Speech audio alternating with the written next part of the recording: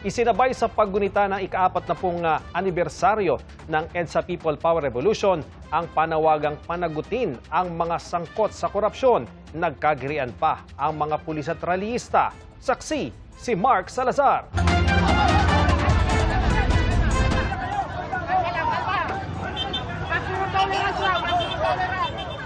Bago pa man makarating sa EDSA Shrine ng mga rallyista, nagkatulakan sila ng mga pulis sa bahagi ng southbound lane ng EDSA.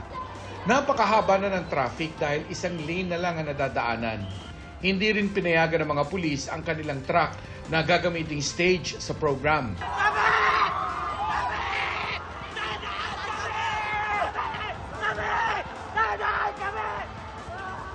Ilan sa mga rallyista pinusasan at naaresto dahil sa pananakit sa mga pulis. May 6 na sugatan po tayo na pulis kasi nagkagirian po kanina. The moment po kasi na may nasasaktan na nakapulisan natin, ay doon po nag-e-end yung maximum tolerance. Hindi po kami basta nakatayo lang. Nang makarating sa EDSA, iba't ibang paraan at obra ang ginamit para ipahiwatig ang puna sa mga isyu ng katiwalian sa gobyerno.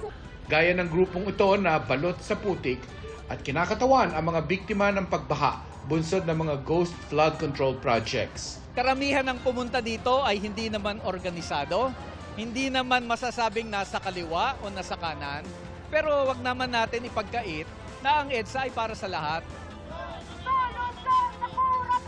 Kasabay ng paggunita sa EDSA, ang trillion peso march kontra katiwalian. Mula sa EDSA Shrine, sabay-sabay na nagmarcha ang ilang religious leader at miyembro ng civil society papuntang People Power Monument. Dito nag-alay sila ng bulaklak at dasal. Nagpahayag ng mga mensahe.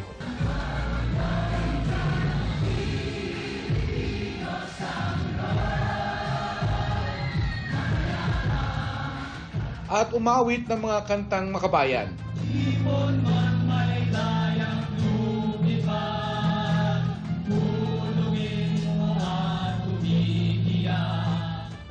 Sa White Plains Avenue, nagtipon ng iba't ibang grupo para sa main program. Sana mapagnilayan natin kung paano tayo umabot dito, pero mas mahalaga pa po dyan, pag-isipan po natin kung paano tayo magiging parte ng solusyon sa issue ng korupsyon, sa issue ng pang-aabuso sa karapatang pantao, para makamit natin yung ninais ng mga nauna sa atin noong 1986. Iginiit ng ilang kongresistang nakilahok na dapat mabuhay ang diwa ng People Power. Kami po sa Akbayan ay nag-file ng isang panukala na gawing special non-working holiday ang EDSA. At gawin din na magkaroon tayo ng mga paraan para malaman ng lahat, lalong-lalo ng kabataan Pilipino, kung ano yung tunay na nangyari noong panahon ng batas militar, lalong-lalo na noong EDSA Revolution. Yung pagpapanagot dun sa mga kurakot, yung mga pagpapanagot dun sa mga sangkot sa Malawakan, the biggest corruption scandal in history. Ilan pa lang ba ang mga napapanagot? Meron din mga performance ng iba't ibang artist. Maging sa ibang bahagi ng bansa, ginunita ang EDSA People Power Revolution. Katulad sa Cebu. Korap na kongresista! Sa Iloilo, Cagayan de Oro, at Davao City. It's part of the history. Hindi ito mabubura. Hindi mabubura kung anong naganap noon, ang katapangan ng mga Pilipino, ang pagtanggap sa pangyayari, hindi po yan mabubura sa history. Kanina sa isang talumpati, sinabi ni Cardinal Pablo Virgilio David na ang nangyari sa EDSA ay nagpabago sa kahulugan ng revolusyon. Hindi sandata ang ating hawak, kundi paninindigan. Hindi galit ang nagtulak sa atin, kundi pag-ibig. Pag-ibig sa bayan. Sa isang misa, may panawagan din si Archbishop Soc Villegas. Matatandaan na kaming tumindig dito sa EDSA. Mga kabataan, kayo naman. The torch passes. Rise as true patriots. Young people and children, kayo naman.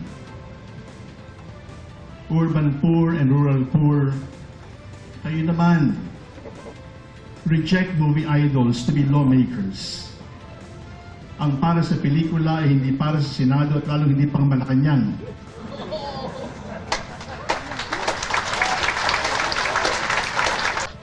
shun political dynasties and apple culture.